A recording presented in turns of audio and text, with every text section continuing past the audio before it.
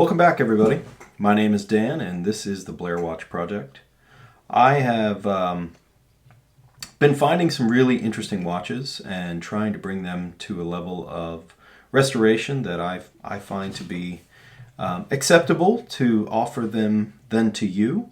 And this is one of those watches. If you follow the channel, if you know what I have available, I sell wearable watches. I don't want to sell something that has a price tag on it from 1971. I want to sell something that you can wear on your wrist and enjoy. And I think this is one of those candidates.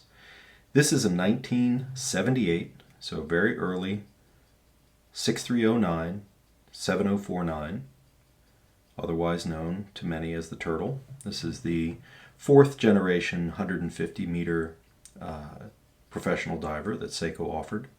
And you can always tell the early ones, they have this really interesting color combination on the dial. They have this sort of buttery printed, screen printed lume on the lume plots on the dial. And then the hands themselves are this beautiful china white. Just stunning in terms of the contrast. This one has survived without even being opened. I don't think this watch was ever touched. It was worn and enjoyed and all of that. There wasn't a mark in the back. There wasn't just any inkling of service or change. I have what I believe to be the original crystal from the watch. So that's going to come with it. Of course, we'll get to that in a moment.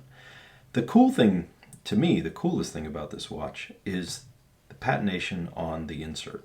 This is one of those early ones that just goes dramatically blue, and you can really see it. I mean, it's not subtle, it's blue, and I just think that's so cool.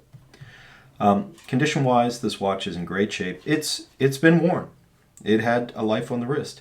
Surprisingly, it still has its frosting within the Tsunami, which is quite neat. Dial, hands, everything's original. Insert's original. I have the original bracelet,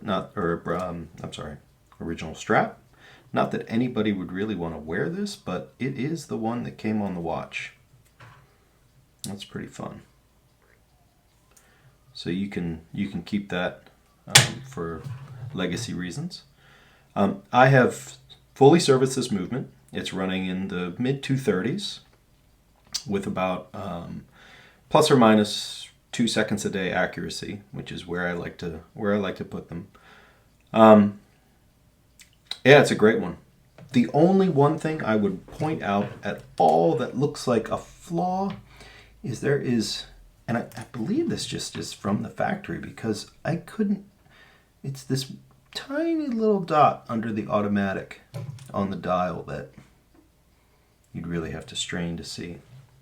But otherwise, it comes on a Uncle Seiko GL. A really fun watch. So we can just go through function here. Let's just take it through, take a look at the hand alignment, kind of bring it in here at 6 o'clock. There it is. Pretty much spot on, perfect. Going to take us through Sunday into Monday the 2nd. Of course, English-Spanish day wheel. It's pretty typical for these. We can run through the quick day and date just to kind of give you a sense that everything is working as it should be. Nice, solid clicks. Crown screws down. Coarse knurls on the crown. Really a nice click ball feel. New seals everywhere. Rebuilt crown. Rebuilt case. Klein exact replica crystal. You get with the watch, of course, the original strap, the original crystal, the bushing that has been changed out now for a jewel. You get 2 jewels in the movement, in the arbor ports. This is the crown seal, just to let you know I changed it over. But that all conveys with the watch. So if you're in the market for a really great 6309 with amazing patination, just look at that. Blue. It's so cool. All right. Well, this thing on a blue NATO, man, that would be killer. All right. It's on the site. Link in the description. Thanks for watching.